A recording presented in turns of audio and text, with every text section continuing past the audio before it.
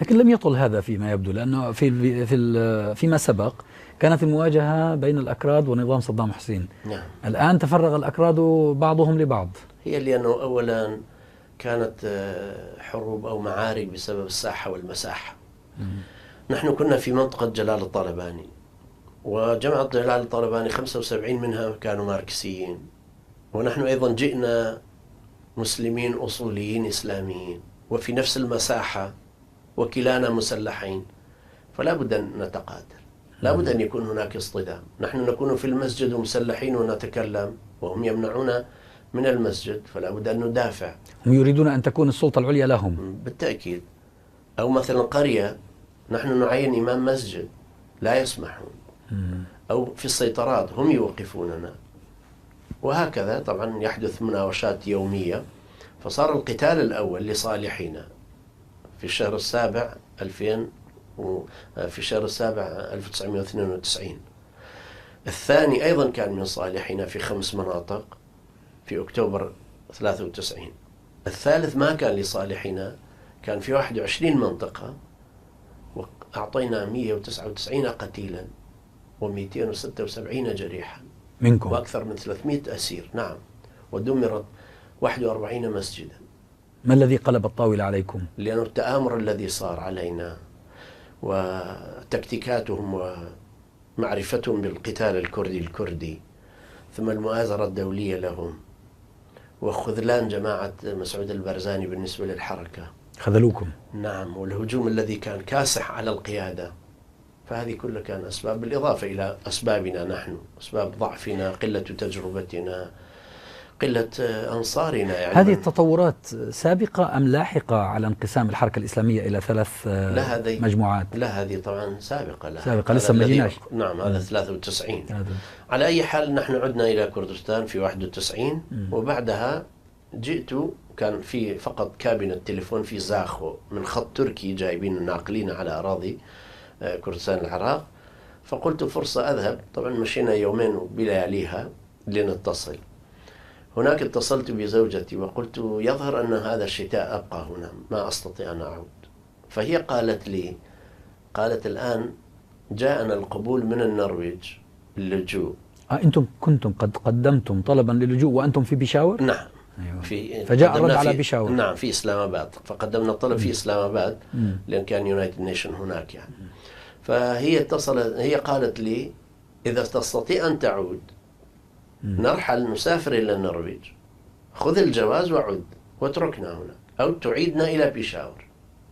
لأن أحد إخواننا عمل هكذا، طلع له السويد فجاء إلى السويد، حصل على الجواز، أعادهم إلى بيشاور. فكان نفس الفكرة. لكن لما جينا إلى النرويج تعطي الإقامة كل سنة، لابد أن تتجدد. السويد كان 3 سنوات، ففي متسع. نعم. فأنا لما جيت هنا، لكن بعدها صرنا اندمجنا مع الحركة الإسلامية من جديد. مهم قبل ذلك حتى نعم. لا تفوتنا الأحداث، عدت إلى باكستان وأخذت الزوجة والأولاد إلى النرويج وذهبتم إلى النرويج. نعم. النرويج استقبلتم كلاجئين سياسيين؟ نعم طبعا، لأن كان عن طريق الأمم المتحدة وكان عادي طبعا. جينا واستأجروا لنا مكان، وثم الأولاد دخلوا روضة الأطفال لكن عينيك كانتا نعم. ما تزالان على كردستان. كنت أنتظر يعني مجرد يعطوني الجواز. فلما أعطوني الجواز قبل ما أستلم من الشرطة، هي وثيقة سفر أمم متحدة. نعم، وثيقة النرويجيين. بس للاجئين. نعم، للاجئين. فقبل ما أستلم هذا، مجرد في الشرطة قالوا حصلت الموافقة، أنا اتصلت ببطاقة السفر، مكتب سفر، حتى أخذ البطاقة وعدت. تركتهم هنا وعدت. بعدها كان طبعا مع الحركة الإسلامية، ورتبنا مؤتمر السادس للحركة، وكان نجاح باهر لقوتنا، لتياركم. حتى جماعة طالباني كتبوا تقريرا قالوا نجح 16 وهابيا متطرفا في الصعود إلى قيادة الحركة، وصنفونا إلى 3 خانات: خانة الشيخ عثمان بن عبد العزيز ومن معه من العلماء، خانة أخ علي بابير المتشدد، كانوا كاتبين هكذا، والأكثر تشددا فاتح كركار ومن معه.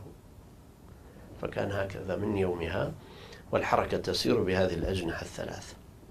طبعا هذا يعني أنهم كانوا لكم بالمرصاد. نعم، لأن نحن أيضا ما أعطينا الدنية في ديننا بفضل الله. أولا بالنسبة لبلاغنا لديننا قلناها كما يقولها الرسل عليهم السلام: لا إله إلا الله بتكفير الآلهة والأنداد والطواغيت والأرباب ورفضها جميعا، والجاهلية المعاصرة برفضها جميعا بأصنامها ورموزها وشموخها، كل شيء فيه. وأتينا بذكر إسلامنا عقيدة وعبادة وشريعة، دعوة ونظاما وخلافة وحكما، دون أن نتلعثم في كلمة منها. في إحدى المرات كان حانة خمر، ذهبنا أخذنا حانة الخمر خالية، كانت أخذنا حانة الخمر ب67 مسلحة، نصبنا عليها أسلحة ثقيلة دوشكا وحولتها إلى مسجد. يعني هي كانت مهجورة؟ نعم، وصليت فيها وجعلناها مسجدا، سميناه مسجد الجهاد في السليماني. صلى خلفي 10,000 شخص صلاة الجمعة. ما شاء الله. بقينا في صلاة التراويح في رمضان وليلة القدر، كنا مهيئين 2700 سندويش لمن يبقى معنا في السحور، لمن هو بيته بعيد. 2700 سندويش، كل واحد أخذ حبة، يعني معناه بقى أكثر من 3000 شخص. فكان مسجد بفضل الله أيضا حولناه وطورناه أكثر وصار له تأثيره. وفتحنا بعدها في ذكرى سيد قطب رحمه الله في 22/8/1992 المدرسة العسكرية، وتخرج 68 ضابطا، تدريب كل يوم 12 ساعة، وقيام الليل، حفظ أحاديث، دراسة كتاب العمدة لعبد القادر عبد العزيز فك الله أسره، والتربية ممتازة. بعدها نحولهم إلى مدرسة سياسية، مدرسة شرعية، 3 أشهر في مدرسة ماوردي يدرس الأمور السياسية، و3 أشهر في مدرسة الإمام النووي يدرس الأمور الشرعية، بحيث بعدها يتخرج الكادر الذي يقود الكتيبة وهو يعرف شيء من العلم الشرعي، يعرف شيء من العلوم السياسية، ويعرف العلوم العسكرية، تدرب على أكثر من 15 سلاح. هذا الإعداد ما الغاية منه وقد أصبحت منطقة كردستان شبه محمية وبعيدة عن النفوذ المباشر لنظام بغداد؟ لمن تعدون هذه القوة؟ لا، نحن أولا فصيل كردي، يعني أنت لو تنظر إلى حالة كردستان هي كحالة فلسطين وأريتريا، وليس أريتريا اليوم، أريتريا السابق، كحالة فلسطين وكشمير وأوغادين وغيرها. هناك فصائل علمانية وإسلامية، هناك الاشتراكيون والليبراليون والمتدينون، هذا موجود في كل شعب. أنت تشوف في إسرائيل هناك الليكود وهناك العمل وهناك شاس، وتجد في الهند هذه بهاراتيا جناتيا، وهذا حزب آخر اشتراكي وحزب شيوعي، وهذا حزب آخر مثلا. تجد في تايلاند هذا حزب بودي، وهذا حزب قومي اشتراكي، وهذا حزب قومي ليبرالي. في الأكراد نفس الشيء، هناك الاشتراكية يقودها جماعة الطالباني، وهناك الليبرالية الحزب الديمقراطي الكردستاني مسعود البرزاني، وهناك الأحزاب الدينية. ونحن الحركة الإسلامية كان الواجهة الدينية الوحيدة قبل ظهور الخطوط الأخرى، يعني الجماعات الأخرى الإسلامية. فالحركة الإسلامية بالأصل فصيل من فصائل الحركة التحررية الكردية، تحمل ما يحمله الاشتراكي وما يحمله الليبرالي من استرداد حقوق الأكراد قبل تشكيل الدول الثلاث التي حولنا أو الأربعة التي حولنا، بلعوا حقوقنا وألحقونا بهم ظلما وعدوانا. فبالنسبة لهذا الشيء، أولا الكردي الإسلامي والكردي القومي والكردي الليبرالي أو اليساري الكل يسعى لاسترداد هذه الحقوق. إذا ألحقنا جبرا بالعراقيين فعلى الأقل نعرف لمن نعطي ولاءنا. إذا نعطي ولاءنا للعراق ككيان، وأين حقوقنا مقابلها؟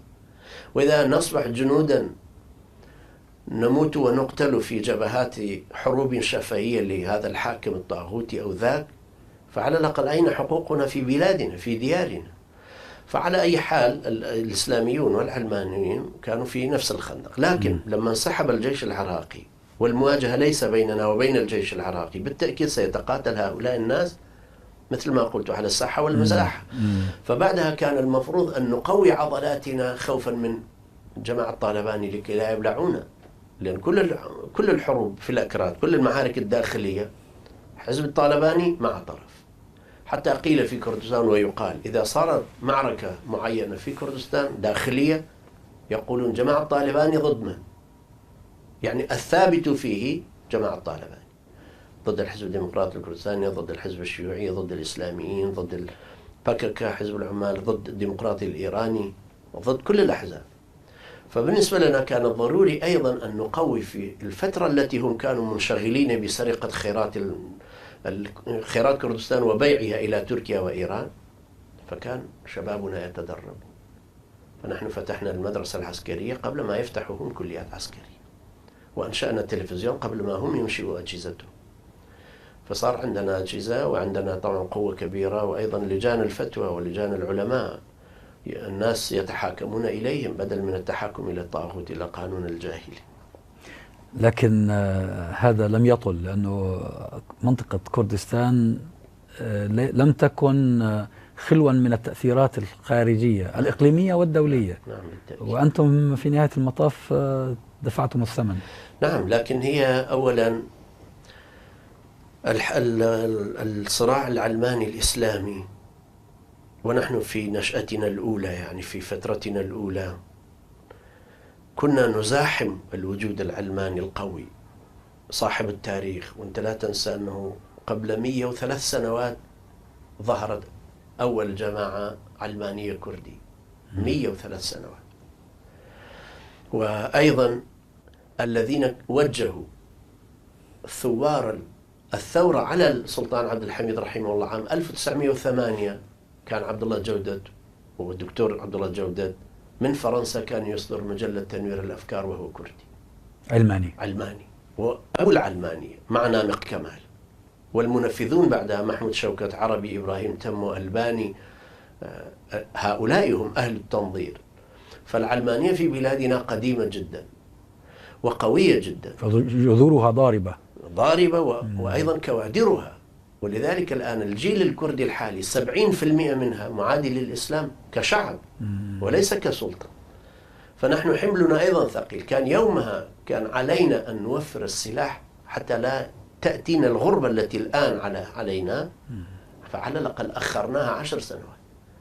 من 92 عندما هم كتبوا أن 16 وهابي صعد على قمة الهرم في الحركة الإسلامية، إلى عام 2002 بحيث ظهر الأنصار الإسلام، وأول جماعة تستطيع أن تقر زمانا ومكانا كيفية الهجوم على الطالبان وعلى جماعة الطالبان.